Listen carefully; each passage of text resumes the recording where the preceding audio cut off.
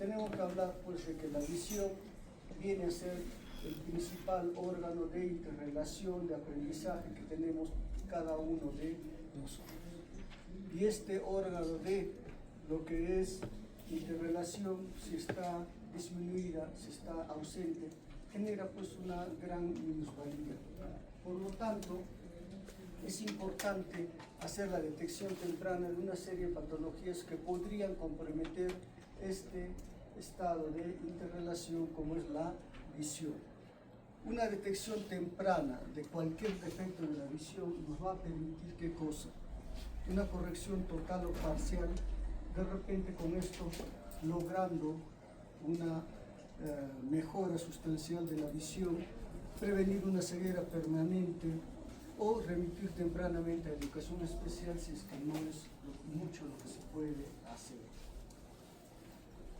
Recuerden que el sistema visual de un infante es totalmente inmaduro. Nosotros nacemos con una visión bastante baja. ¿Y qué es lo que necesitamos para poder lograr una visión normal que se logra hacia los 6 años? El tener estímulos oculares a nivel retinal que sean claros, que sean nítidos. Si no tenemos esto, entonces pues no vamos a generar buena visión.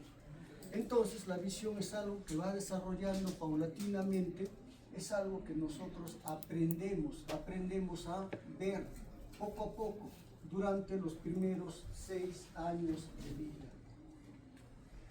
Entonces, esta visión del recién nacido es bastante pobre. ¿Pero por qué esta visión es bastante pobre? Porque a nivel del cerebro, que es donde nosotros vemos, todos los centros visuales van a ser totalmente inmaduros. Cuando sobreviene una madurez a nivel cerebral, cuando las conexiones sinápticas se van volviendo cada vez más robustas a consecuencia del estímulo que va recibiendo de cada ojo y que se transmite hasta el cerebro. De tal forma que la agudeza visual, recién nosotros vamos a tener una agudeza visual madura hacia los 6 años de edad, y a esa edad recién tendremos la visión de 20.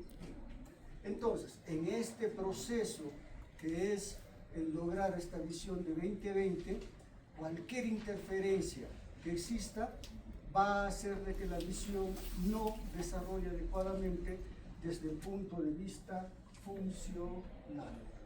¿Y qué es necesario para aprender a ver? Una buena imagen en la retina. Si no tenemos una buena imagen en la retina, ¿qué es lo que va a pasar?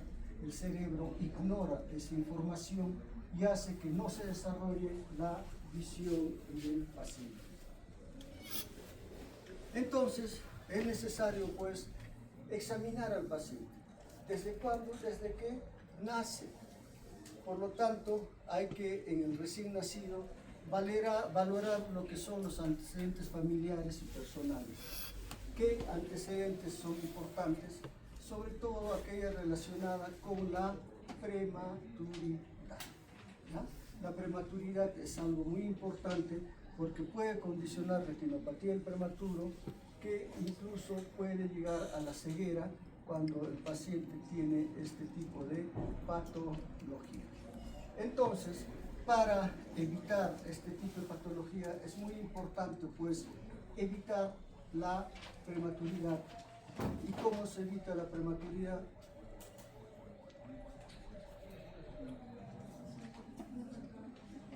Control, madre, niño, nada más. Y hacer que el producto que vaya a salir sea el más maduro posible. ¿Ya? Si nosotros logramos que el producto sea de 1500, 1800, 2000 gramos o más, dentro de esta prematuridad la posibilidad de hacer una retinopatía del prematuro disminuye bastante. ¿Ya? Porque la prematuridad guarda principalmente con lo que es el peso al nacer, las complicaciones oculares que pueda tener. Muy bien, entonces hay que hacer la inspección de los ojos respecto al tamaño ocular, las asimetrías entre los globos oculares, cuál es el tamaño de la córnea, etc. Porque ya habíamos adelantado, una córnea grande que nos indica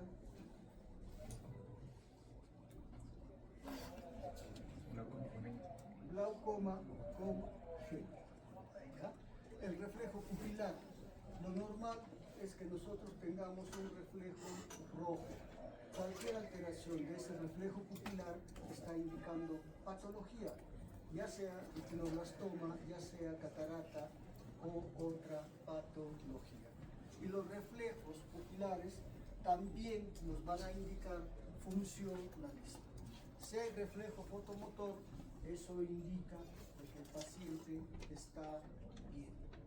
¿Ya? Entonces los reflejos son importantes, el cierre palpebral a la luz también son indicativos de que el paciente tiene una buena visión. En los lactantes, continuar pues con la anamnesis, inspección de los ojos, la presencia o no de epíforo, porque ya puede aparecer obstrucción de vías lagrimales, o la epífora también era una manifestación de paciente que tiene un probable glaucoma congénito. Ver la exploración de seguimiento con la mirada, la funcionabilidad a través del reflejo fotomotor, motilidad ocular, hay o no nistagmus. Recuerdan que el nistagmus se correlacionaba con qué?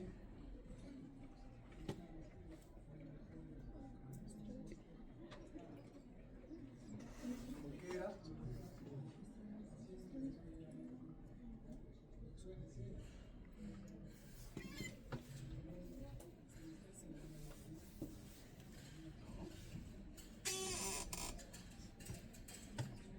Catarata congénita, pero se relacionaba principalmente con lo que significa mala visión, visión pobre cuando está presente el nistagmus.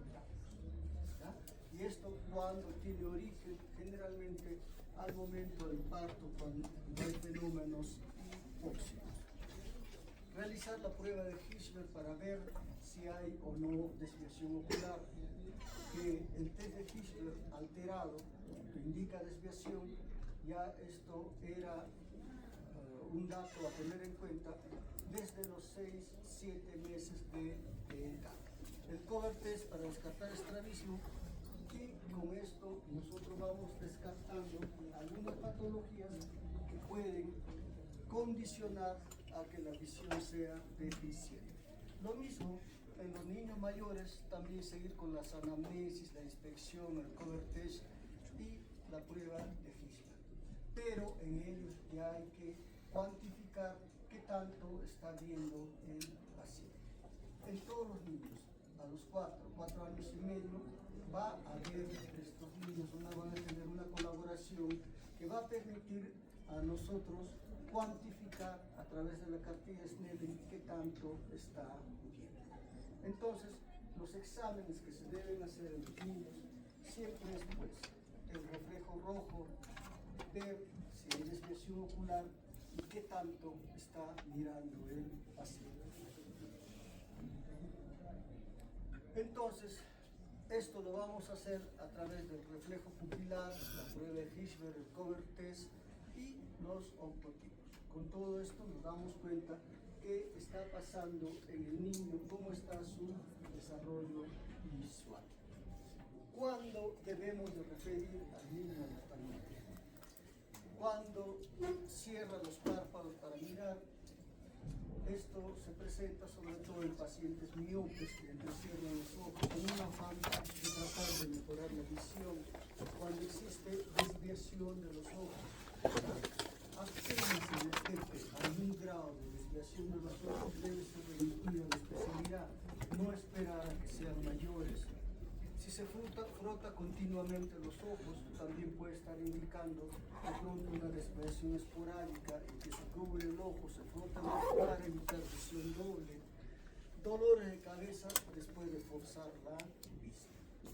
Habíamos indicado que la cefalea que tiene un paciente que es secundario a lo que es problemas oculares, generalmente guarda relación con vicios de refracción, medidas que consideramos elevadas para el paciente. Y presentará la cefalea siempre en relación a esfuerzo visual. Por ejemplo, alguien que está sentado ahí atrás, que necesita lentes, pero que no tiene los lentes, pues él va a terminar con cefalea al término de la clase, por el esfuerzo constante que hace, ¿ya?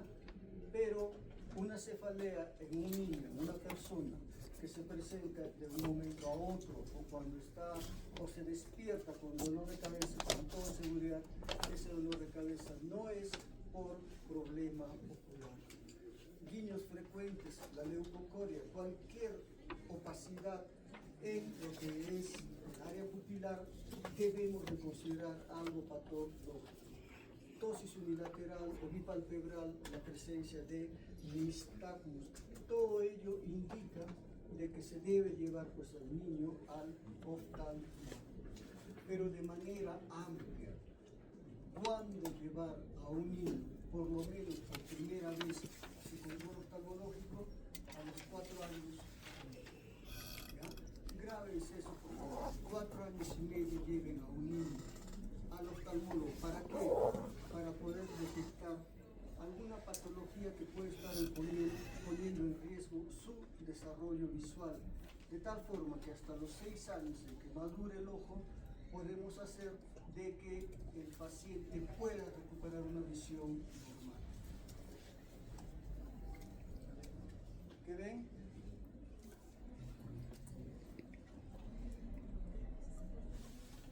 Opacidad corneal. ¿Qué podría estar pasando? Corneal.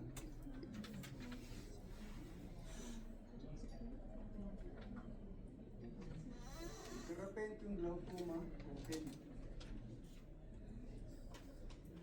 ¿Qué ven ahí? No hay reflejo en el ojo derecho. Y esto nos debe llamar la atención. Algo está pasando en el ojo derecho. ¿Qué ven? La leucocoria, una opacidad blanquecina en el área pupilar. Ahí. También leucocoria. ¿Ya? Leucocoria, en este caso, catarata congénita.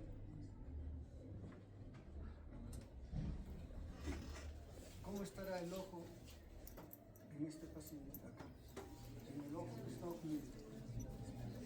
¿A dónde? Desviado hacia afuera o adentro. Hacia afuera.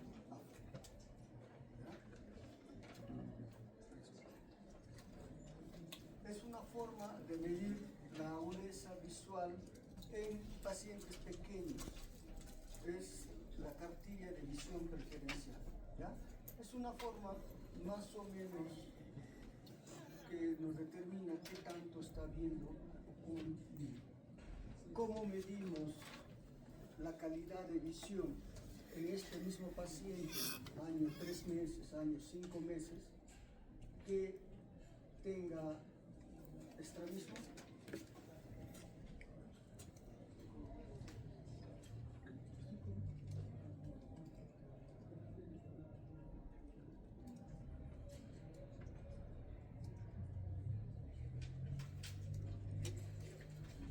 ¿Recuerdan?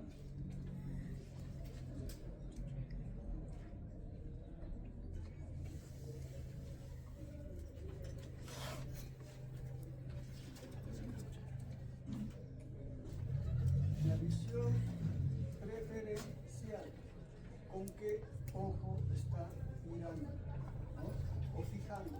Si fija con el ojo derecho y de pronto fija también con el izquierdo, ese hecho de fijar con uno y otro ojo de forma indistinta nos señala de que ese paciente tiene una buena visión en ambos.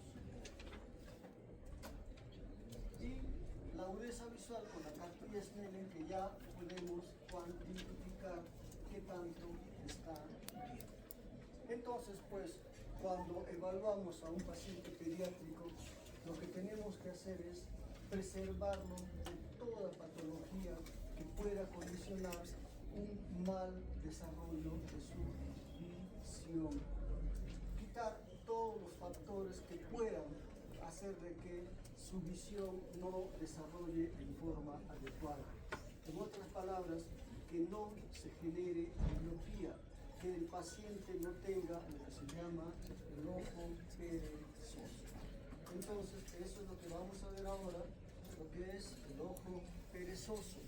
Cuando hablamos de ambliopía, cuando existe una disminución de la agudeza visual en uno u otro ojo. Pero este déficit de agudeza visual tiene que ser hecha con su mejor corrección, ¿no? Si le evaluamos sin sus lentes, va a haber un déficit visual en ambos ojos. Eso no es ambliopía. Si le ponemos los lentes, no llega a la visión de 20/20 con correctores, entonces eso quiere decir que tiene ambliopía. Entonces, con su mejor corrección, la ambliopía es aquella que no se llega al 20/20, de pronto llega a 20/25, 20/30, 20/40, etc. Entonces, eso se considera ambliopía. ¿Y por qué se va a presentar esto? Porque no ha habido el estímulo adecuado a nivel de la retina que permita un buen desarrollo de esa visión. No hay un daño estructural, esto es una situación funcional, donde va a haber una disminución de la agudeza visual, entre otras cosas, que no es explicado por una serie de problemas orgánicos que podría haber dentro del ojo. Cuando examinamos a un paciente con ambliopía, vamos a encontrar a un paciente que no mejora su visión y no tenemos una explicación para ese déficit de visión, salvo, ¿no?, algunos factores ambliogénicos que lo vamos a ver.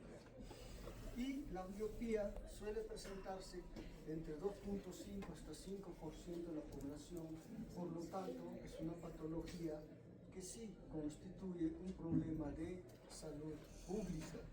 Y la ambliopía viene a ser la causa más frecuente de una agudeza visual disminuida ya en la población juvenil y en la población adulta. Entonces, pues, esta disminución de la agudeza visual uniocular o binocular va a darse en personas adultas y no es un proceso que pueda revertirse. Pero en la ambliopía el gran inconveniente es de que todo esto se da a pesar de que la ambliopía tiene tratamiento y puede evitarse, ¿ya? 5% de la población tiene una disminución de la agudeza visual por la ambliopía que podía haberse prevenido, que podía haberse tratado.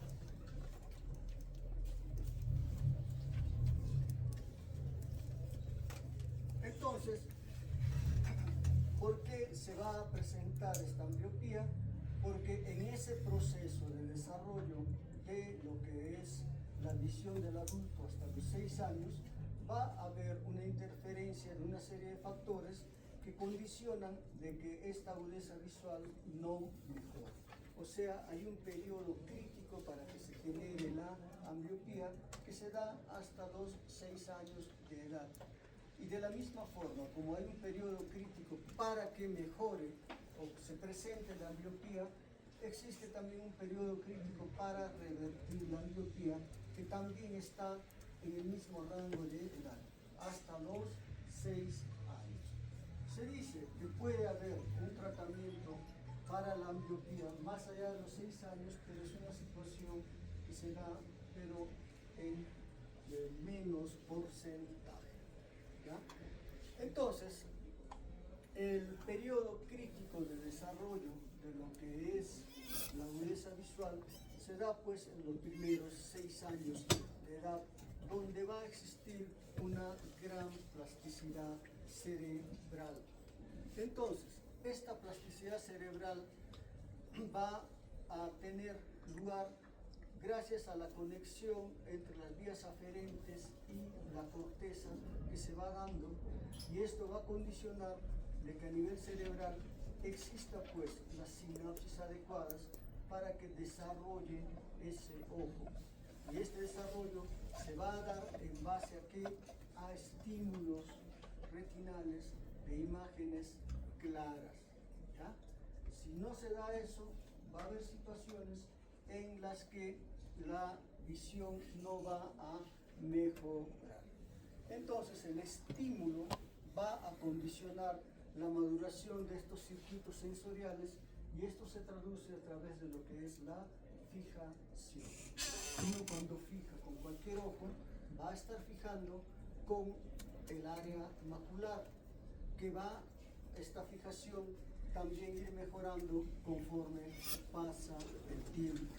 Y esta fijación se traduce en lo que es pues la agudeza visual, que va mejorando también con los años. Por ejemplo, un paciente, todavía la agudeza visual del adulto lo logra hacia los 6 años. Por si acaso no vayan a decir al tercer año, porque me están reclamando. A los 6 años se logra la maduración. A los 5 años probablemente el paciente tenga visión de 20-30, que es una buena visión, pero no podemos a alguien de 5 años decir que tenga la visión de 20. ¿Ya? Esto se logra todavía hasta los 6 años.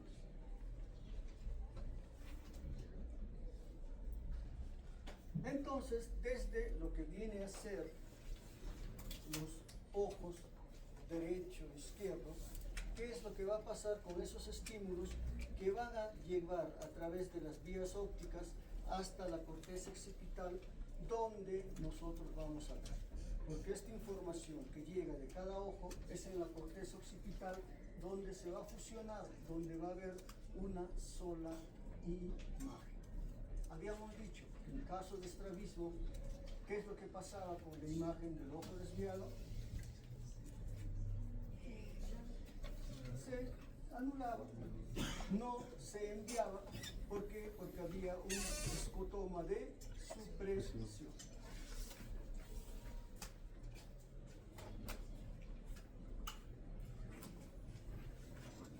Entonces, en la retina tenemos los fotorreceptores, los conos y bastones, donde se va a producir lo que es la fototransducción. ¿Y qué era la fototransducción? Ese cambio de estímulo luminoso a estímulo eléctrico, que es la forma como se transmite hasta el cerebro.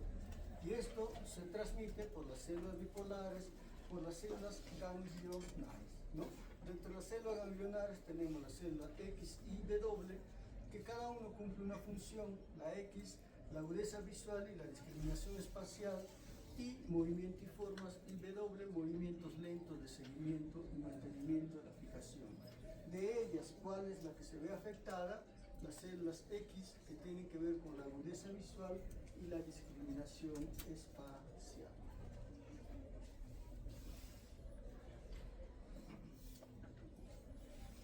Entonces tenemos a lo que es los conos, bastones, el nervio óptico, las células ganglionares, células bipolares, ¿no? Y todo esto va a llevar la información ¿hasta dónde? Hasta el cerebro, hasta la corteza occipital. Gran parte de ellas va, el 80%, va a ir por la vía retículo genículo calcarino, y un 20% tiene un entrecruzamiento. ¿Hasta dónde va? Hasta las áreas 17, 18 y 19, donde van a formar una serie de columnas de dominancia ocular, que es donde se va a producir todo el sistema de visión. ¿Qué es lo que pasa en un paciente con ambliopía? Hay dos teorías, dice la teoría del tratamiento jerárquico de la competencia binocular cortical y la teoría del procesamiento paralelo. Estas dos cosas van a tener que ver con el desarrollo de la ambliopía. Lo que es la primera, la teoría del tratamiento jerárquico de la competencia binocular cortical, ¿qué implica esto?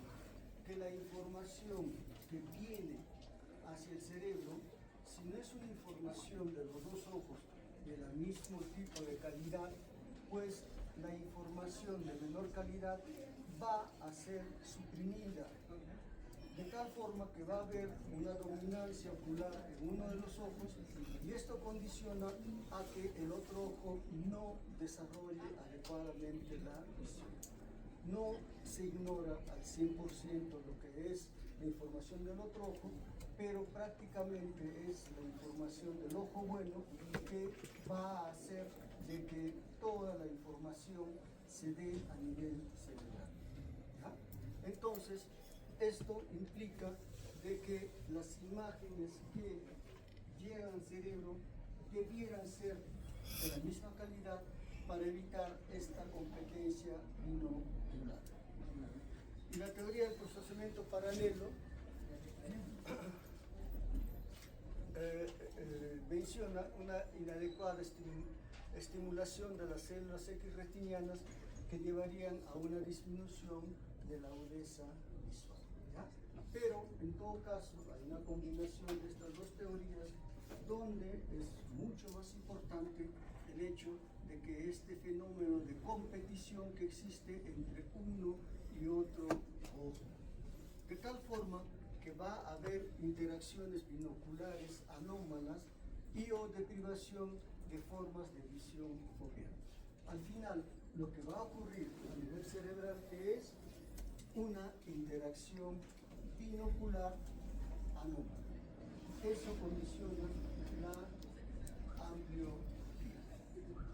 Veamos, cuando se evalúa al ojo ambliope y al ojo no ambliope con una serie de estímulos que llegan al cerebro y después se toma la resonancia magnética respectiva, tenemos lo que es el ojo ambliope y el ojo no ambliope. ¿Qué es lo que se determina ahí? De que todo el sistema cerebral a nivel de la corteza occipital, con estímulos adecuados en ojos no ambliopes, va a ser estimulado. Pero en el ojo ambliope, con los mismos estímulos, existe una interrelación entre las diferentes capas que es deficiente. Y esta es la explicación por la que se genera la ambliopía. Existe una alteración en lo que es el procesamiento a nivel cerebral de toda la información que está llegando. Y esto genera la ambliopía. De la misma forma, otro tipo de estímulos con los mismos resultados. En el ojo ambliope hay una interrelación de las diferentes partes de la corteza occipital que no están presentes en el ojo ambliope.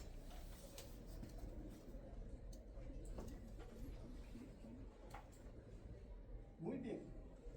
Entonces, cuando evaluamos a un paciente con ambliopía, con ojo perezoso, ¿qué es lo que esta ambliopía puede condicionar?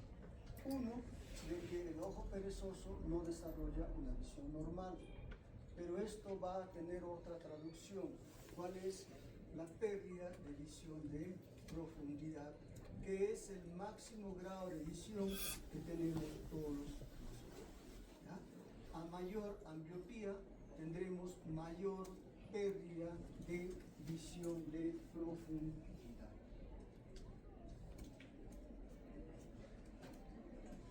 Bien, ¿por qué se produce la ambliopía? Por las razones que hemos expuesto, y se clasifica a la ambliopía de acuerdo a su etiología. Una ambliopía puede presentarse en situaciones de estrabismo, en situaciones de visiorefracción como anisometropía, ametropía, deprivación y por lince. Entonces, veamos primero lo que es la ambliopía por estrabismo, que es una de las formas más frecuentes en cuanto a lo que es la ambliopía, y qué es lo que va a ocurrir en estos casos: una inhibición cortical de los impulsos originados en la fobia del ojo desviado para evitar visión doble y confusión. Lo que habíamos hablado en la clase anterior, que la información que viene desde el ojo desviado, que que es un sitio extramacular, ahí va a existir un escotón de supresión que ya no envía la información, evitando así la visión doble. Y este es un proceso que ya queda en forma definitiva, de tal forma que la visión de profundidad se pierde en los pacientes con estrabismo, en situación de visión no amplia. La ambliopía por vicios de refracción. Decíamos a ustedes de que un niño debiera de ir a una consulta hacia los 4 años. ¿Qué patologías llevan al niño a descartar a esta edad? Lo que son los vicios de refracción, lo que se llama las anisometropías, lo que se llama las isometropías. ¿Qué implica la anisometropía? ¿Recuerdan?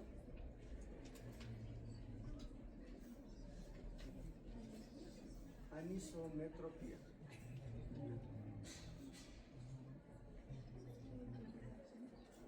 ¿No?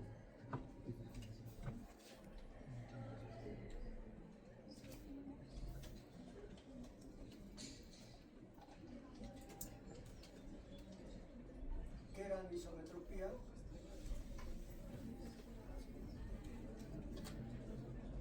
Diferente graduación en la medida entre uno y otro ojo.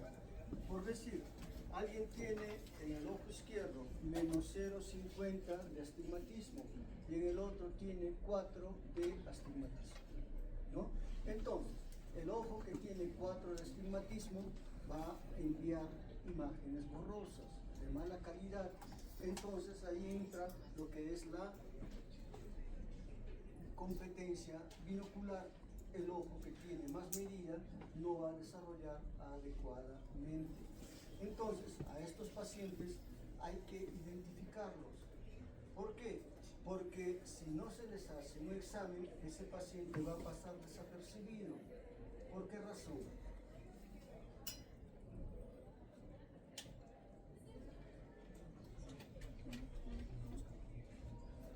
A ver, la delegada. ¿Por qué razón pasa desapercibido un paciente con anisometropía?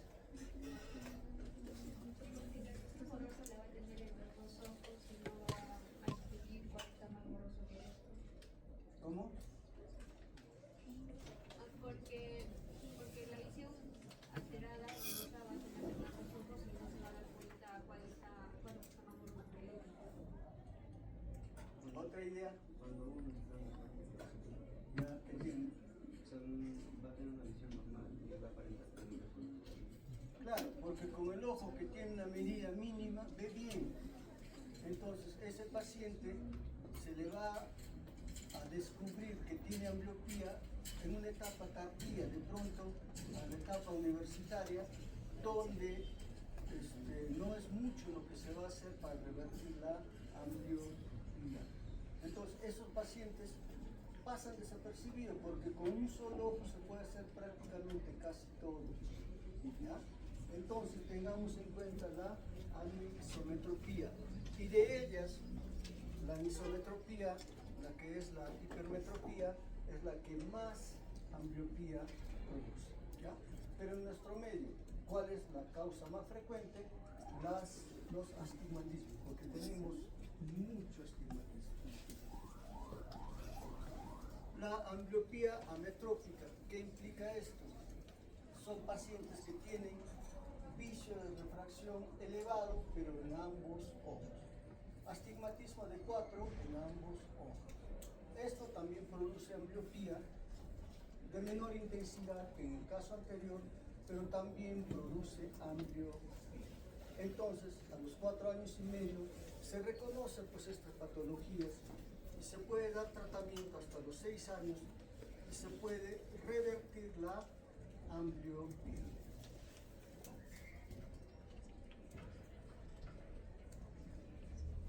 La ambliopía por deprivación, ¿no? Cuando existe una obstrucción física en la línea de la visión. ¿Qué puede ocasionar esto?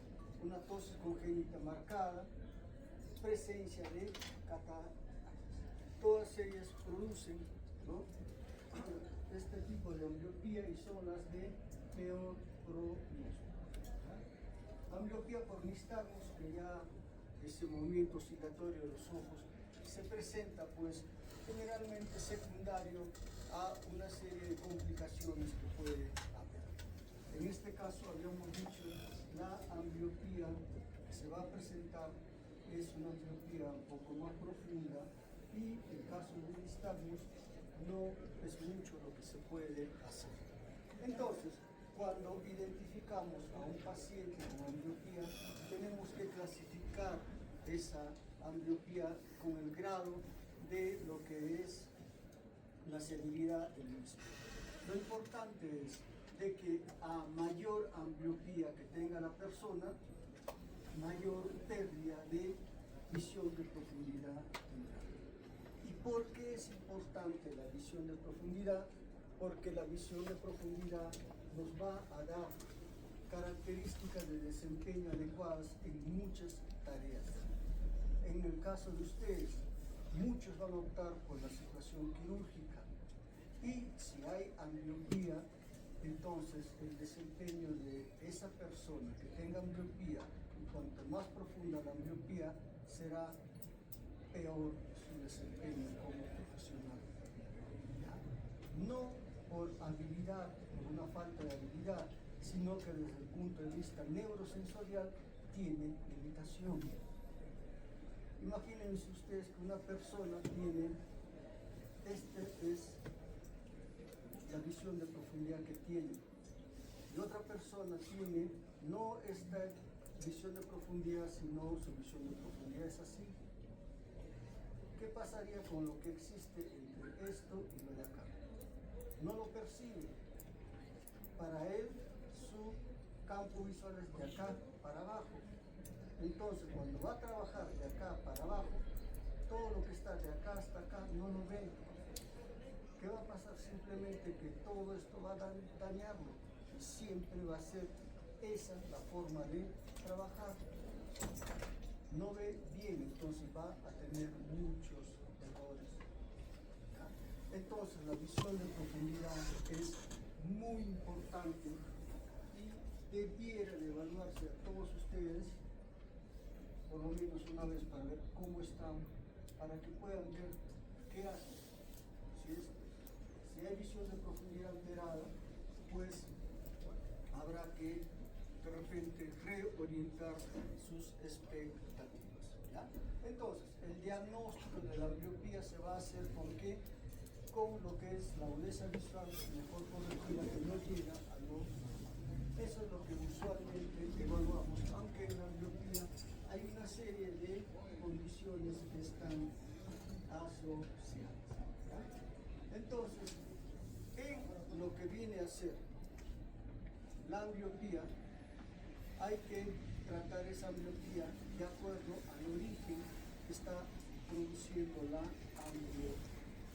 Ya habíamos hablado algo de lo que es los pacientes con estrabismo, que para operar al paciente con estrabismo primero hay que revertir la ambliopía.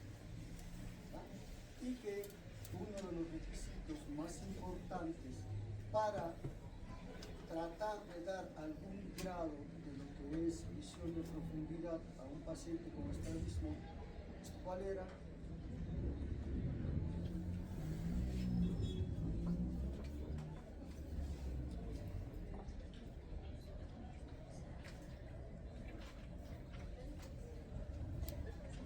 ¿Recuerdan?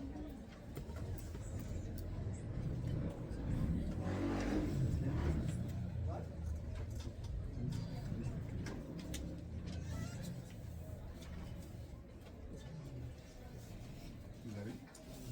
El operar lo más temprano posible, ¿ya?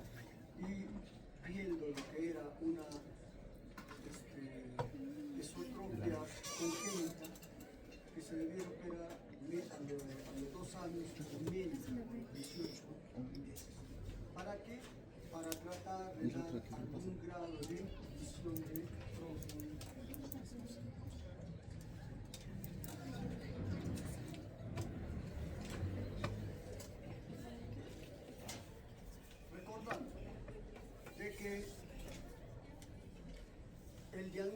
ambliopía tiene que hacerse en este periodo que llamamos de plasticidad ocular, antes de los 6 años. ¿Para qué? Para poder revertir este cuadro de ambliopía también en este periodo crítico que es antes de los 6 años de edad. Las revisiones escolares generalmente ya se hacen con 6 años o más, entonces es un poquito tarde. Por eso la edad debe ser 4 años y medio. El tratamiento de la ambliopía va a depender del tipo de la ambliopía, de la profundidad de la ambliopía. Cuanto más profunda la ambliopía, va a ser también más complicado el revertir. Pero dentro de lo que significa el tratamiento de la ambliopía, que hasta la fecha sigue siendo los parches, es importante pues la colaboración por parte de la familia. ¿Ya? Los niños son muy manipuladores. ¿Ya? No es fácil dar un tratamiento de ambliopía. Entonces, para eso, los padres tienen que estar involucrados, porque el tratamiento es la oclusión, el parche. Un parche que debe hacerse con supervisión. ¿Ya? ¿Por qué?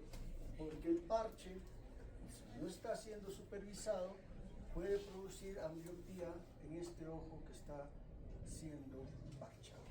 ¿Ya? El tratamiento hasta ahora, el que mejor resultados da, todavía sigue siendo el tratamiento del parche. ¿Ya? Más de 200 años, el tratamiento de parche no ha sido todavía sustituido. Una alternativa al tratamiento de parche viene a ser la penalización. ¿Qué implica esto? El poner un ciclopléjico, la atropina, en el ojo bueno para que tenga una visión borrosa y se fuerce al ojo que tiene menor visión a que vaya recuperando la visión de forma progresiva. Entre los casos leves y moderados, tanto los parches como lo que es la penalización, el uso de botas cicloplégicas, tienen resultados semejantes. Pero en casos de ambliopías más severas, el parche es superior. ¿Ya? Entonces, estos dos tratamientos existen para revertir el tratamiento de la ambliopía. La ambliopía pues constituye el corazón de lo que es la oftalmología pediátrica. ¿Por qué? Porque en la medida en que se revierta la ambliopía, se identifique la ambliopía, podremos asegurar en el niño una agudeza visual bastante buena, una buena visión de profundidad, que es el máximo grado de visión. Muy bien.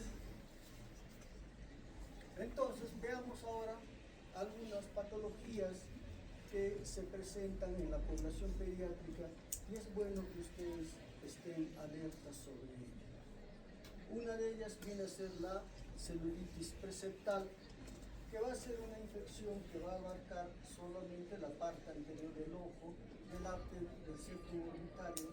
Se compromete principalmente lo que es el párpado superior o párpado inferior. ¿Por qué se presenta? Por traumatismo cutáneo, por laceración o picadura de insectos, por diseminación de infección local, por suelo, la crucistitis. Puede también darse por diseminación hematógena de infección de vías respiratorias altas o oído medio. Pero esta última, la diseminación hematógena, ya sea por infección respiratoria de vías respiratorias altas o otitis media, se da sobre todo en lactantes. En los niños menores de 5 años, más es una lesión por vecindad. Entonces, cuando se presenta una celulitis preceptal, que tendremos un edema palpebral periorbitario que es unilateral, que puede estar comprometiendo lo que es el párpado superior o el párpado inferior.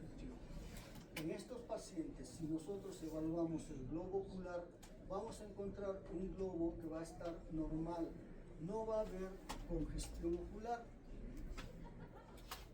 ¿ya? No va a haber alteración de los movimientos oculares, todo está circunscrito a lo que es el párpado superior o inferior. ¿En quienes se presenta este tipo de patología? Generalmente en los niños menores de 5 años. Vean, una celulitis preseptal. Si nosotros estamos frente a un niño con una celulitis preseptal, es bueno de pronto exagerar el tratamiento, hospitalizar a ese paciente por 3, 4 días para revertir el cuadro en forma total. ¿Por qué? Porque esta celulitis preseptal podría convertirse en una celulitis orbitaria. Y eso sí ya es una patología a tener en cuenta que es mucho más grave. Entonces, la celulitis orbitaria ya va a constituir una patología que va a estar en órbita, que va a afectar todo el tejido retroorbital.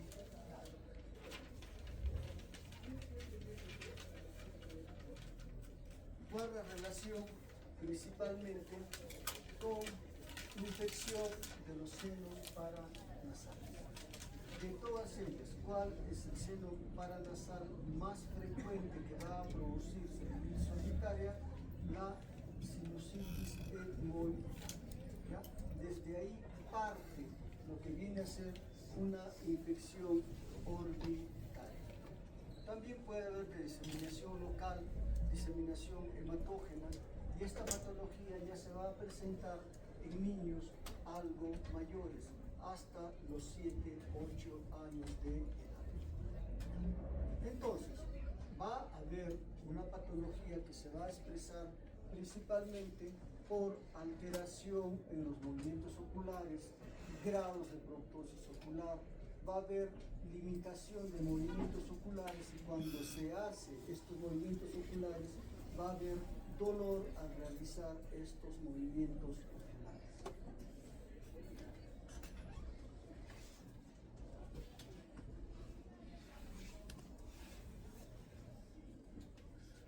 Muy bien, dependiendo del grado de proptosis que vamos a encontrar disfunción del nervio óptico.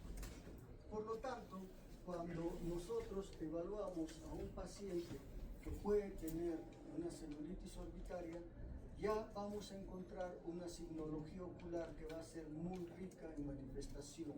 Encontraremos una congestión ocular bastante marcada en ambos ojos, encontraremos limitación en lo que es movimientos oculares, y estos movimientos oculares serán dolorosos al realizar este movimiento. Encontraremos proptosis ocular. Recuerden que a nivel orbitario, cualquier proceso inflamatorio, cualquier proceso infeccioso, ¿qué es lo que va a hacer? Va a empujar el ojo hacia adelante, y eso es la proptosis. ¿Qué otra cosa más podremos encontrar? Podremos encontrar problemas propios del nervio óptico, producto de esa elongación que está sufriendo por la proptosis. ¿Cómo reconocemos una alteración del nervio óptico? A través de lo que es una disminución de la agudeza visual, a través de lo que viene a ser algún grado de desaferentación pupilar relativa. ¿Qué vamos a encontrar en estos pacientes? Una migresis pupilar que no reacciona a la luz. ¿Ya? Entonces, tengan en cuenta todo esto cuando tengamos que evaluar a un paciente portador de una celulitis orbitaria. Y en la celulitis orbitaria tengan en cuenta de que las manifestaciones que está refiriéndose no solamente van a abocarse de pronto a lo que significa la parte blanda, puede comprometerse también la situación de ósea, formándose microabscesos. Puede haber una comunicación ya con el sistema nervioso central, produciéndose también abscesos a nivel cerebral o un síndrome del seno cavernoso. Entonces, pues, es esta la razón por la que decimos de que una celulitis preseptal debiera de ser tratada en forma general. Es preferible que se burlen ustedes por decir cómo hospitalizas una celulitis preseptal a que de pronto tengas que lidiar con una celulitis solitaria y le digas al colega, trátalo por favor. ¿No? Es muy diferente, ¿ya? Entonces, no debemos de permitir que llegue a ese estadio por todas las probables complicaciones que pueda haber. ¿Ahí lista?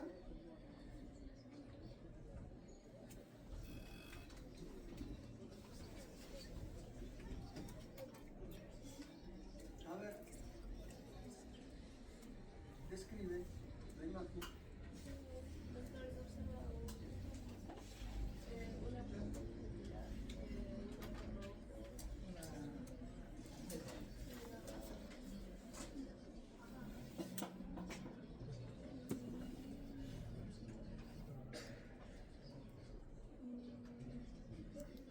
podría estar en un proceso como que hacer una cicatriz Peri.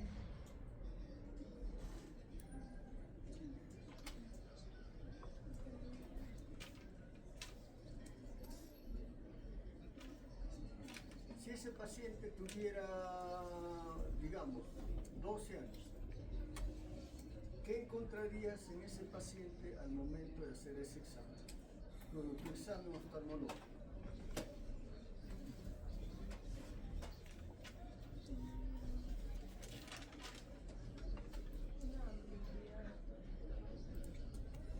¿Por qué? porque tiene edema, el paciente de repente no estaría viendo una forma adecuada, puedo utilizar Ya. ¿Estás de acuerdo con que encontrarías una ambliopía?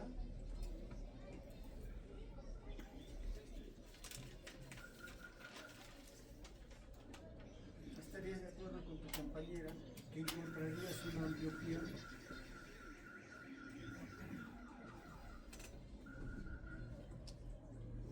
Sí, podría ser. Elizabeth.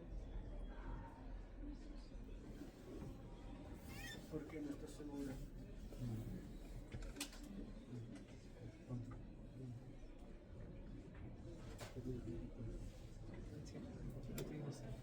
Brian, Yo creo que no, doctor. ¿por qué? El periodo clínico para el desarrollo de una ambliopía era hasta los 6 años y el ciego tiene 12 y también porque creo que no era debido a un daño estructural sino más funcional. Ya.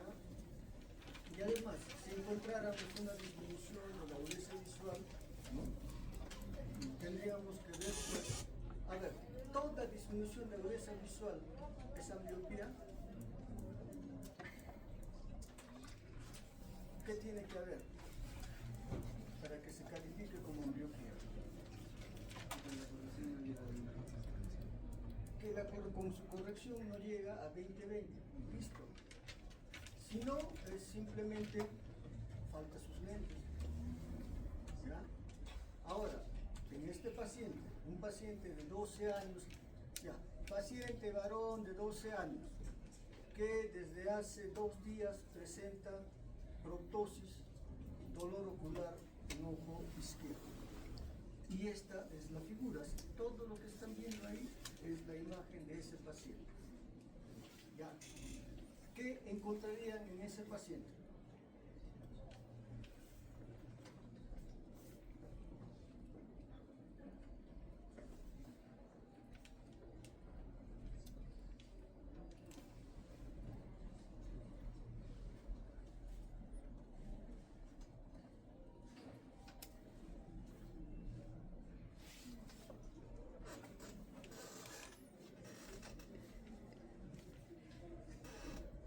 ¿Qué encontrarías?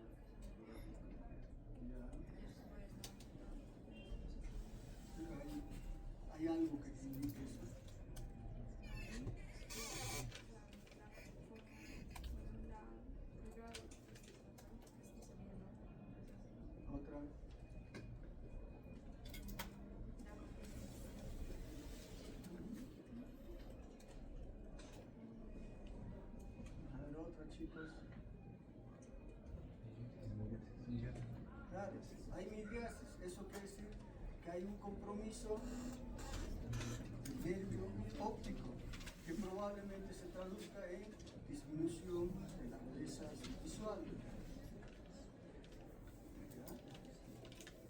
¿Qué otra cosa más? Tú tienes una proptosis ahí en el otro ojo, no. ¿Qué tendrá el paciente?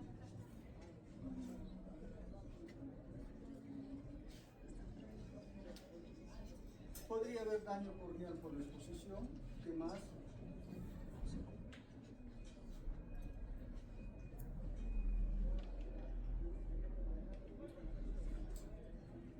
En el niño de 12 años, ¿será una orbitopatía tiroidea? Difícil, ¿verdad? Tendrías que apuntar a una situación infecciosa, inflamatoria, de repente una celulitis orbitaria. Entonces, ¿podrá haber movimiento ocular? Quizás. Movimiento ocular restringido, limitación de movimientos. Y si es celulitis orbitaria, esa limitación de movimiento va acompañado de ¿qué? De dolor.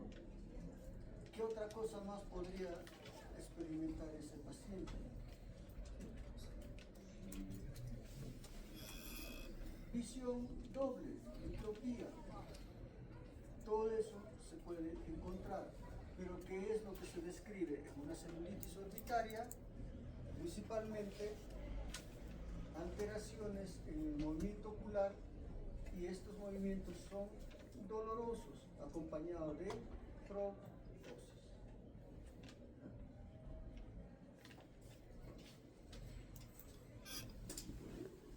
Ahora, complicaciones que pueden haber muchas, ¿no? Abscesos a nivel orbitario, abscesos a nivel cerebral, trombosis del seno cavernoso, etc. Entonces, una celulitis orbitaria verdaderamente sí es una patología muy complicada, y el diagnóstico, aparte del diagnóstico clínico, se hace pues con lo que es imágenes, ¿ya? Entonces, tratamiento de amplio espectro. Ya habíamos dicho la conjuntivitis bacteriana simple, que también se presenta en los niños, que son procesos que se autolimitan. En los niños había que ver que el Haemophilus influenza estaba presente en la génesis de conjuntivitis y que muchas veces iba acompañado de manifestaciones sistémicas, ¿ya? Recuerden ustedes la manifestación en toda la conjuntivitis, siempre va a haber secreción, pero una secreción que es limitable, ¿ya? No es tan abundante en las conjuntivitis simples, y que ustedes pueden dar tratamiento con qué. ¿Cómo tratarían una conjuntivitis bacteriana? Antibiótico de amplio espectro, no asociado a corticoides, ¿ya?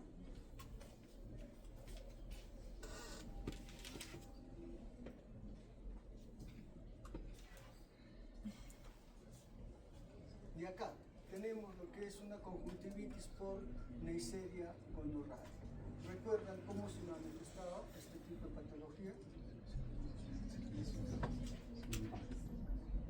¿Con qué?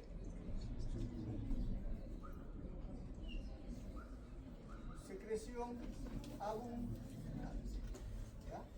¿Y qué importa que haya secreción abundante? ¿Cuál era el peligro de este tipo de infección por Neisseria gonorrhoeae en la vista? ¿Por qué?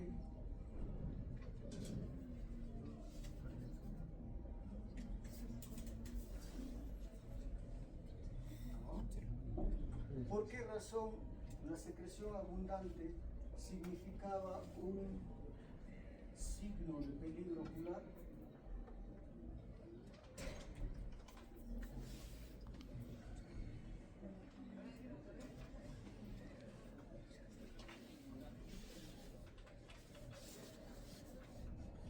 ¿Por qué razón, chicos?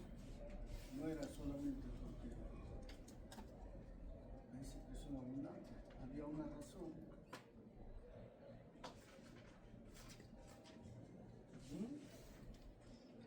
Que era que cuando hay secreción abundante, cuando hay una infección por Neisseria gonorrhoeae, este germen podía perforar la superficie ocular, podía perforar la córnea. Entonces, un proceso que es extraocular podría convertirse en un proceso intraocular. Entonces, pues, eso hace peligroso una infección, tanto en niños como en adultos. ¿Ya? Recuerden siempre, secreción abundante, descartar la presencia de Neisseria. ¿Por qué? Porque puede producir una perforación ocular, como estamos viendo acá en la imagen. Entonces, también tratamiento de amplio espectro o derivarlo en forma urgente. También hay conjuntivitis por clamidia, que se asocia también en niños a otitis, a rinitis, a neumonitis, que hay que dar tratamiento pues a estos pacientes, las dos cosas, ¿no? En forma tópica y en forma sistémica. Entonces, ¿qué otra patología podemos encontrar en la población pediátrica? Aparte de los procesos de conjuntivitis, podemos encontrar obstrucción del conducto nasolarinal. ¿Ya? Esto es una patología que suele presentarse con relativa frecuencia, y cuando se presenta, ¿cuál va a ser la forma de expresión de esta patología? ¿Cómo se manifestará? ¿Qué piensan?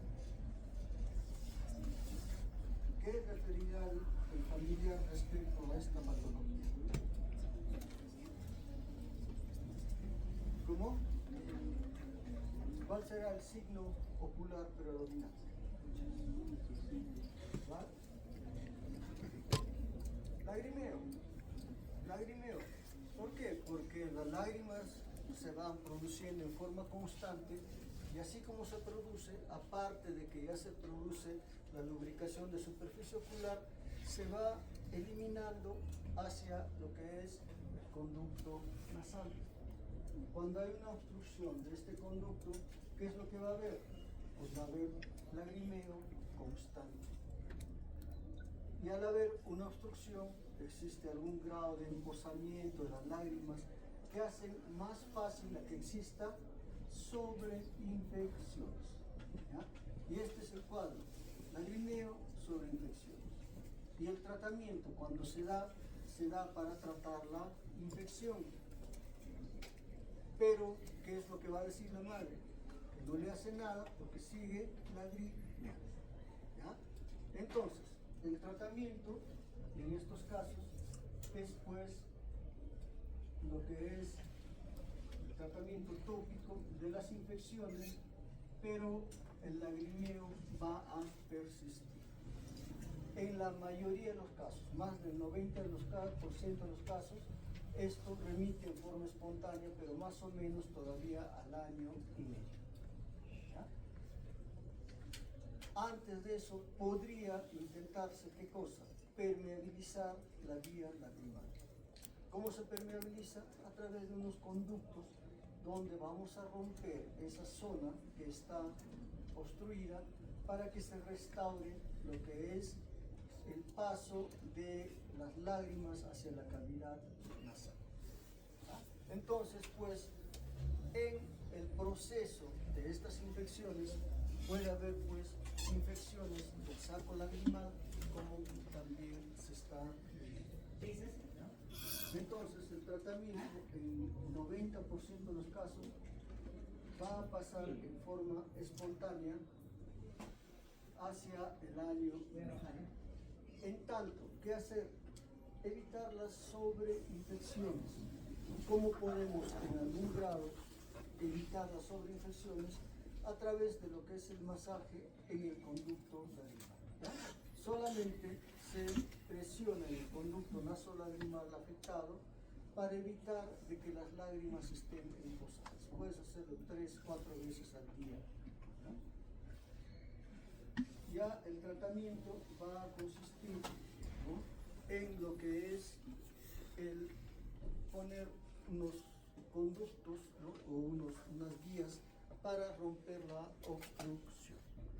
Si esto no da resultado, ya habría que hacer una dacriocistorhinostomía, que consiste en hacer una comunicación entre lo que es el conducto lagrimal con el conducto nasal, ¿ya? Entonces, son cosas que van ocurriendo en pacientes que tienen esta obstrucción congénita. Otra patología que se presenta en la población pediátrica es el glaucoma congénito, que ya lo hemos visto, que ocurre en el 80% de los casos en el primer año de vida, 75% bilateral, y que una manifestación es el oftalmos, el ojo grande. ¿Por qué? Porque el ojo está sujeto a presión intraocular elevada, y siendo el tejido, un tejido todavía muy distensible, lo que se ve es pues un ojo grande. Y ese ojo grande todavía se hace más evidente a través de lo que es una córnea grande, una megalocornea.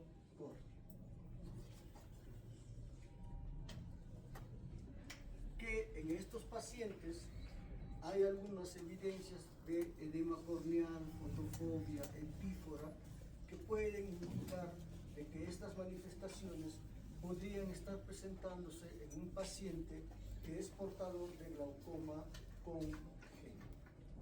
Entonces, si hay edema corneal, fotofobia, etc., tratar de medir bajo sedación la presión intraocular, hacer el fondo de ojo para buscar cambios propios de glaucoma. Y como ya hemos dicho, en estos pacientes, al ser un ojo más grande, también es un ojo miope que se evidencia en el examen. ¿Qué se ve?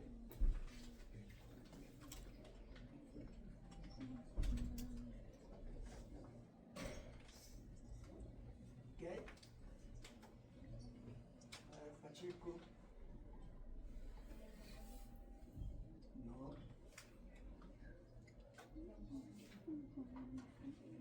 No. Describe nomás lo que estás viendo. Ya, lagrimeo y opacidad de qué? Opacidad de la córnea, listo. Tienes opacidad de córnea, tienes lagrimeo, habría que buscar la posibilidad de glaucoma congénito. ¿Y eso qué era? ¿Recuerda? Estrías de Haft. Estrías de Haft. Está fácil el examen. Estrías de Haft. Que estas estrías de Haft, al significar ruptura de capas internas de la córnea, condiciona pues que por esas requebrajaduras pueda ingresar agua, y ese agua conduce a qué? A la presencia de edema corneal. ¿Ya? La catarata congénita, que también es causa importante de lo que vendría a ser disminución de la visión en población pediátrica. ¿Ya? Todas las cataratas se operan. La mayoría de las cataratas congénitas se operan.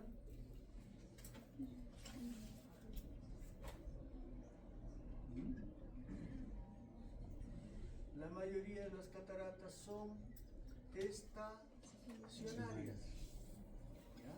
O sea, que están ahí, pero que van a estar siempre. A veces son hallazgos solamente. Y cuando hablamos de catarata congénita, ¿qué era lo importante en el manejo de una catarata congénita? ¿Ya? Bueno, primero, operar la catarata. Se opera la catarata y después hacer la rehabilitación óptica. ¿Ya? ¿Para qué? Para lograr la agudeza visual del adulto hasta los 6 años. ¿No? Ya después de eso, bueno, tiene que seguir con sus lentes, pero que lo importante era la rehabilitación óptica. ¿Ya? Bien, otra patología es la artritis reumatoidea juvenil.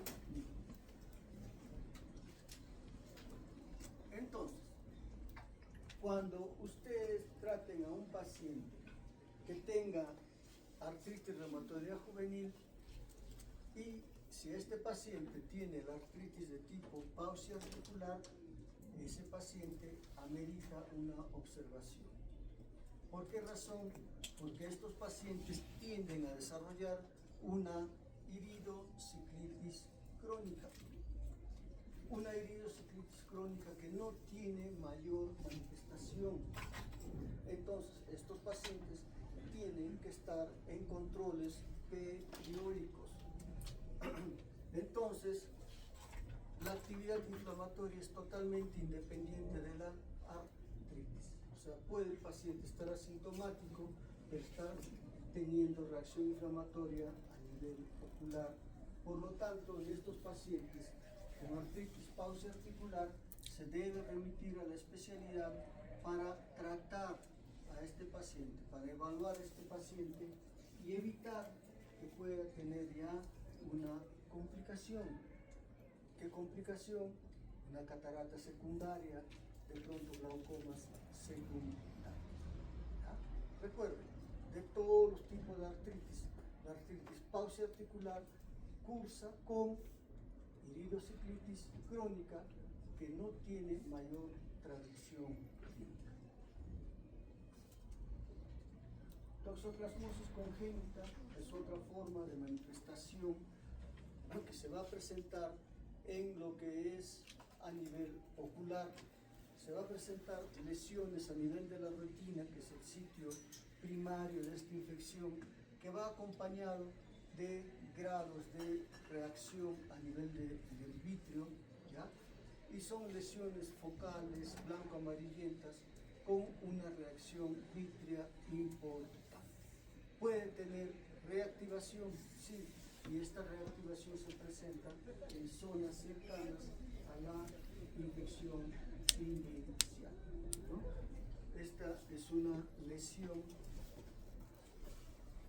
blanco-amarillenta que probablemente está comprometiendo lo que es el vítreo. Acá hay una reacción inflamatoria alrededor o al lado de lo que ha sido una reacción anterior. ¿Ya? Lo importante en esto es que estas toxoplasmosis tienen mucha avidez por lo que es el área macular. ¿Ya? Entonces, pues puede haber una remisión de la enfermedad, pero al comprometer el área macular, prácticamente toda la visión se ve afectada. Muy bien. Y para terminar, veamos lo que es el retinoblastoma. Estamos en la materia.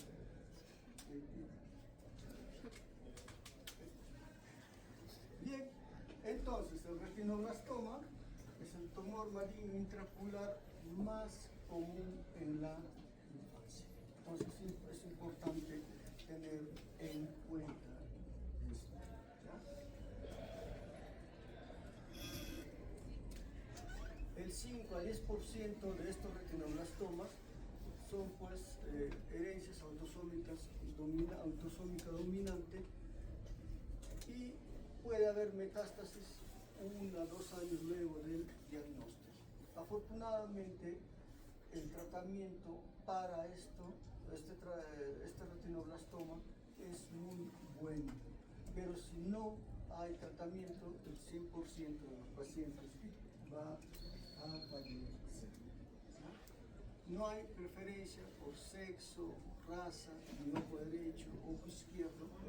En todos ellos puede afectar este retinoblastoma. El gen de retinoblastoma se ha encontrado en el brazo largo del cromosoma 13 y es un tumor supresor.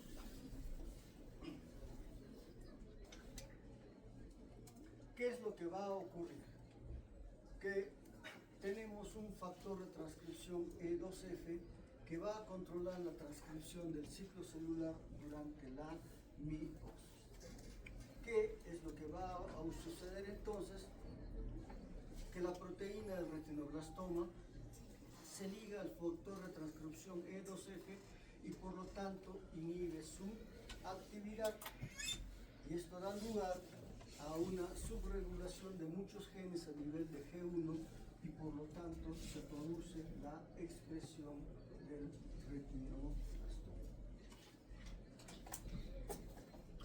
Además, el complejo de lo que es el retinoblastoma con el E2F está también involucrado en el reclutamiento de factores que median la condensación de cromatina, lo cual resulta en inhibición de la transcripción.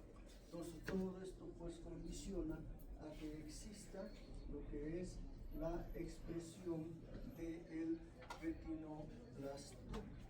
Entonces, esto puede ser hereditario porque hay una mutación germinal o puede ser una expresión no hereditaria. ¿Ya?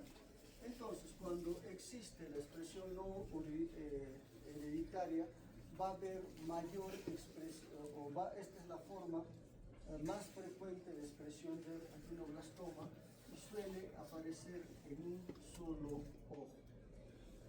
Y también no predispone a lo que es un segundo cáncer no ocular. Cuando estamos frente a un retinoblastoma que es de origen hereditario, sí, el retinoblastoma tiende a ser bilateral en los dos ojos. Incluso se dice, hay expresión trilateral, porque al retinoblastoma de cada ojo aparece un retinoblastoma en glándula pineal. Entonces, en el hereditario aparece en los dos ojos y se relaciona con un segundo tipo de cáncer. ¿Cómo se va a presentar este retinoblastoma? La principal forma es a través de la leucocoria. Un 60% de los pacientes se expresan el retinoblastoma por leucocoria. Pero cuando se presenta como leucocoria, ¿qué implica? Que el tumor es un tumor avanzado, es un tumor grande. ¿Ya? Pero esta es la forma de expresión más frecuente. ¿Qué otra forma de expresión hay?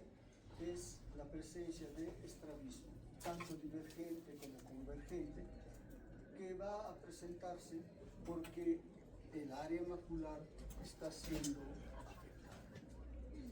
Otra forma de expresión es el glaucoma con signos inflamatorios oculares, los mismos que son dolorosos, simulando una posible celulitis orbitaria. ¿Ya? Estas son las formas más frecuentes de cómo se presenta un retinoblastoma. Y en países en desarrollo puede haber pues, ya una expresión mucho más grande de lo que viene a ser este retinoblastoma.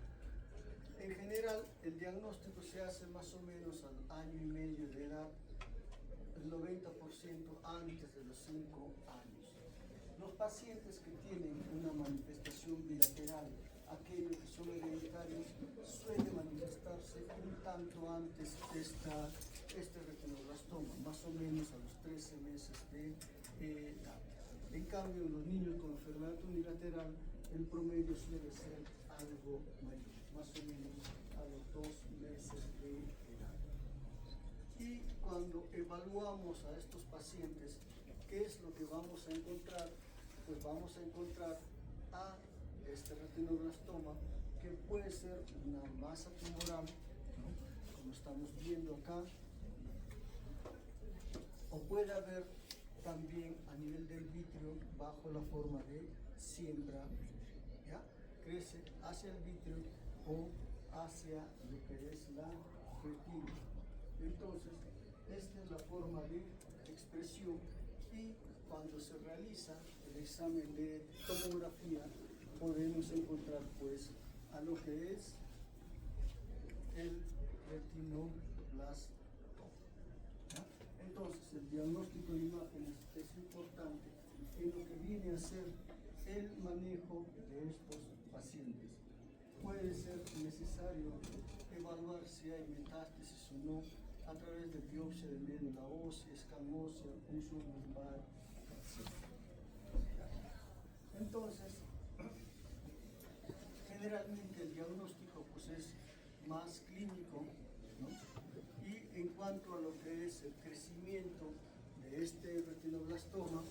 puede ser exofítico si se extiende desde la capa de la retina hacia lo que es la coroides, endofítico si crece desde la retina hacia el vitrio si hay una siembra vítrea.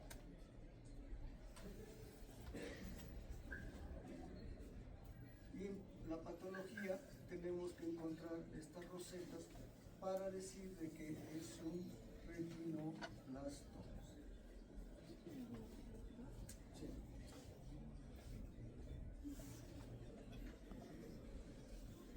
Y en lo que significa pronóstico es muy importante qué tanto compromiso pueda tener el nervio óptico o no. Si el nervio óptico está comprometido, el pronóstico se ensombrece porque puede ir hacia lo que es el sistema nervioso.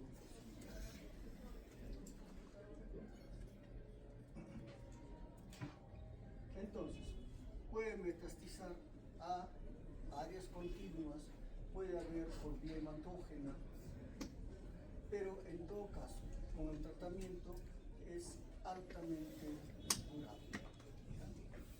De lo contrario, pues es fatal. Un retinoblastoma trilateral que se va a presentar sobre todo en pacientes que tienen una situación hereditaria y una situación bilateral en ambos. Entonces, el tratamiento ideal, ¿cuál sería?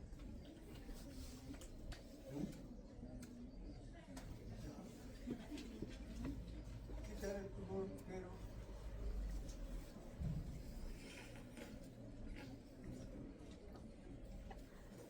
preservando visión. Si no se logra, el siguiente paso es preservar la vida. ¿Ya?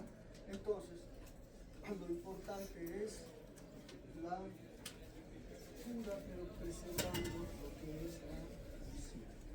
Pero habíamos dicho de que la forma de manifestación de un retinoblastoma, la más frecuente, ¿cuál era? Leucoma, que involucra un tumor grande. Entonces, en estas circunstancias no es mucho lo que se puede hacer. De repente una enucleación ya pensando en lo que significa preservar la vida del paciente. Pero existen una serie de alternativas de tratamiento cuando tenemos tumores pequeños. Cuando hay tumores pequeños, sí se puede aplicar crioterapia, ¿no?, con muy buenos resultados.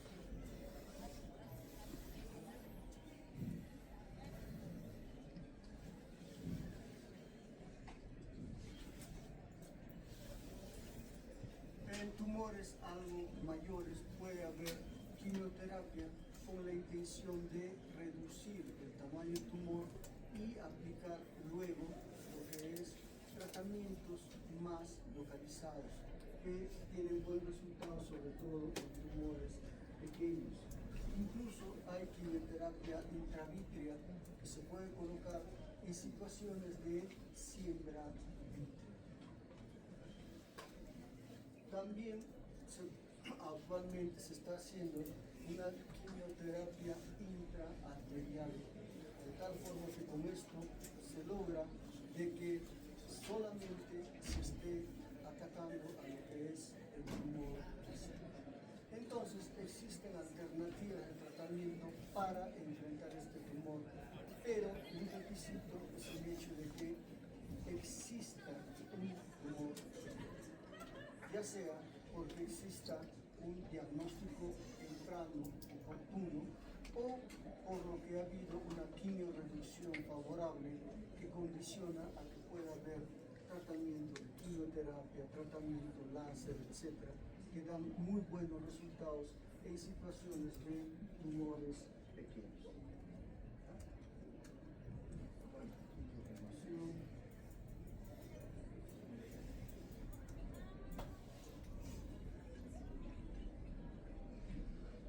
Muy bien.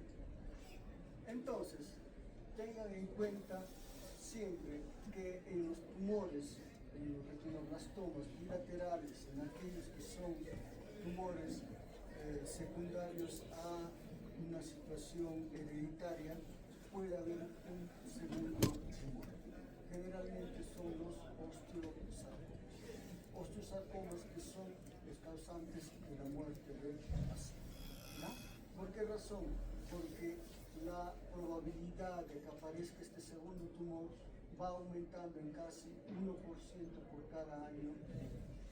Si esto se manifiesta al primer año de vida, segundo año de vida, recuerden, imaginen la expectativa de vida del paciente y la posibilidad de que puedan tener un segundo tumor.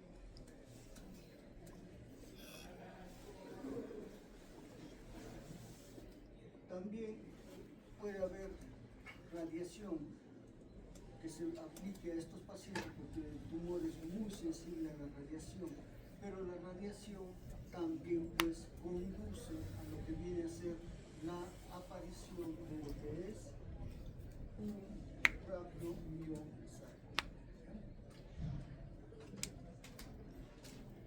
Entonces el consejo genético es importante, más o menos vean si los padres son sanos con un hijo afecto. Si es unilateral, hay 6% que el otro hijo salga con retinoblastoma, y si es bilateral, un 40%. Si son padres sanos con dos o más hijos con retinoblastoma, hasta 50% de posibilidad de otro, ¿no? Y si uno de los padres es afectado, 50%. Bien chicos, con esto terminamos probablemente el curso, pero quiero recomendar algunas cositas. De muchas cosas que hemos conversado, ya se han olvidado gran parte de esa salud natural, ¿ya? Pero quisiera que no se olviden estas 5 o 6 láminas que vienen a continuación, ¿ya? ¿Qué es? Signos que amenazan la visión, acompañado de síntomas que amenazan la visión. Una inyección circuncorneal. Recuerden quién producía la inyección circuncorneal, la inyección ciliar, a qué parte del cuerpo del ojo orienta una inyección ciliar.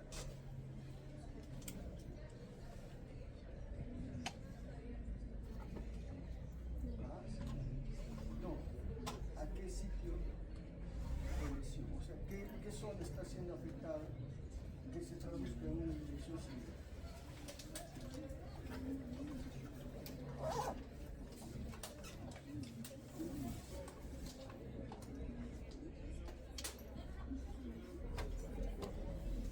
Porque cuando hay cualquier tipo de infección, ¿cómo reacciona el ojo? Hay un ojo, pero dentro de ese rojo, una inyección ciliar que implicaba, a ver, este grupo de la delegada, la que está ahí detrás.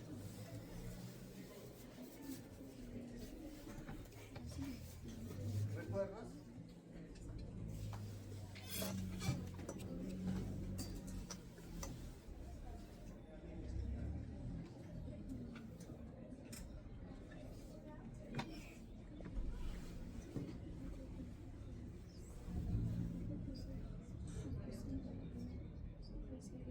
Habíamos dicho inyección ciliar, patología de córnea, patología intraocular, infecciosa,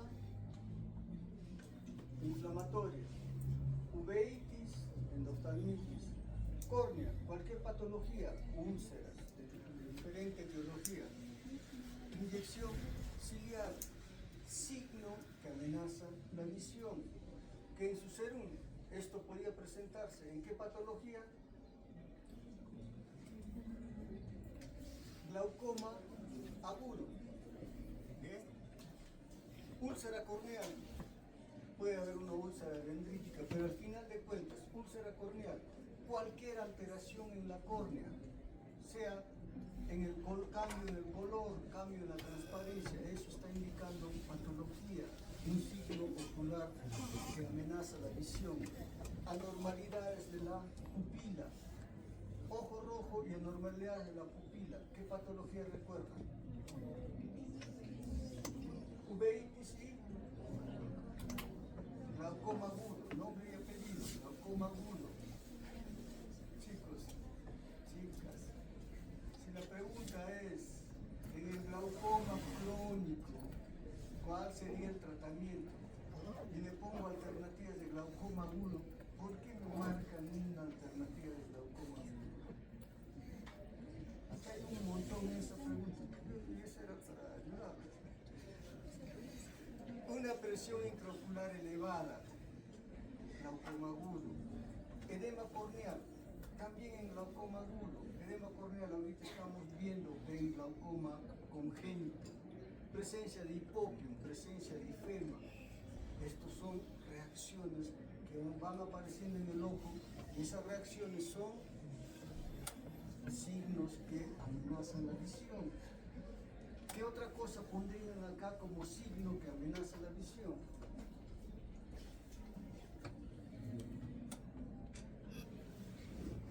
Que hoy hemos conversado. ¿Vale? Secreción abundante. ¿Qué hay ahí? Una úlcera corneal. Cualquier lesión en córnea puede ser de riesgo. ¿Qué hay ahí?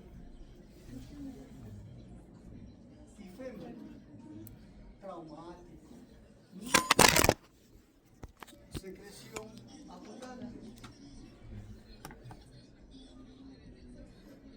En líneas generales, cuando hay una patología del nervio óptico, una lesión del nervio óptico, esto se traduce en lo que es un defecto pupilar aferente. La pupila no reacciona a la luz. Eso está dándonos localización de daño en el nervio óptico. Pero en el contexto general de un ojo rojo, midriasis, miosis, ya saben, glaucoma agudo, uveitis. ¿Se ven?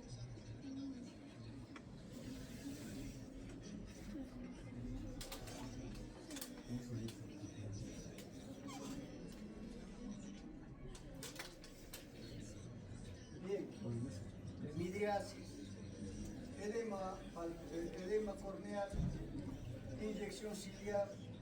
¿Qué tendrá? Glaucoma agudo. ¿Qué hay ahí?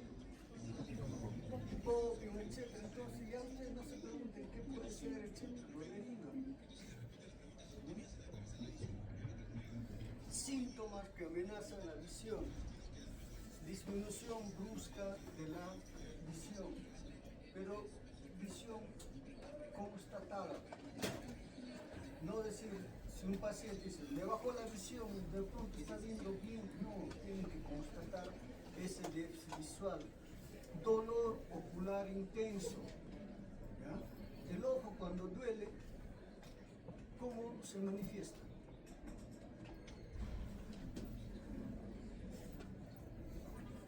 Podrá alguno de ustedes decirme, ahorita tengo un dolor ocular intenso, etc. Y lo vemos que está ahí tranquilo, sin ojo rojo, nada de eso. No. Cuando el ojo duele es por lo que hay una patología de riesgo. Fotofobia intensa. Todo esto significa síntomas que amenazan la visión. Bien, a ver, en una endoftalmitis, ¿qué encontramos? ¿Ya? Hipopium. ¿Qué más? Disminución de la dureza visual. ¿Qué más? Dolor ocular intenso. Y ahí falta el hecho de que ha habido una cirugía previa reciente o un traumatismo abierto reciente. ¿Qué tenemos? Disminución brusca de la visión, presencia de hipopium, signos de peligro, dolor ocular intenso, síntomas de peligro, síntoma de peligro, signo de peligro, que unidos hacen una patología de... ¿Ya? Bueno, en el glaucoma agudo, para terminar, ¿qué hay? ¿Ya? Ya. Signos de peligro de un glaucoma agudo. 1.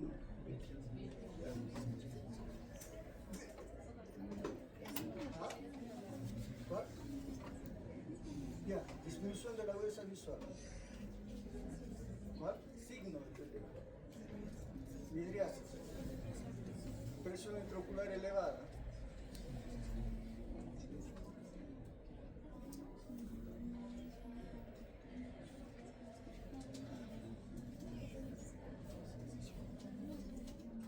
¿Qué falta? Edema corneal. Inyección ciliar. ¿Listo? Síntomas de peligro. Disminución brusca de la visión. Dolor ocular intenso. Fotofobia. ¿Ya? Esto, ¿ves? Signos y síntomas de peligro. ¿Ven? Ese es el resumen de toda oftalmología. ¿Qué más sumamos?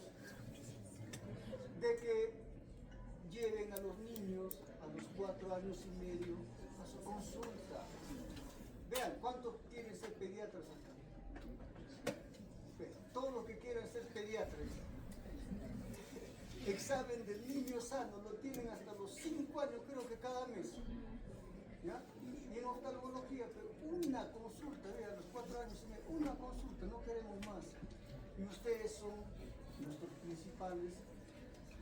los principales colaboradores en cuanto a hacer prevención. ¿Prevención de qué? De lograr una visión perfecta, una visión normal, una visión microscópica. En el glaucoma crónico, ¿qué es lo que tienen que hacer ustedes? ¿Cuál es la función que va a hacer ustedes?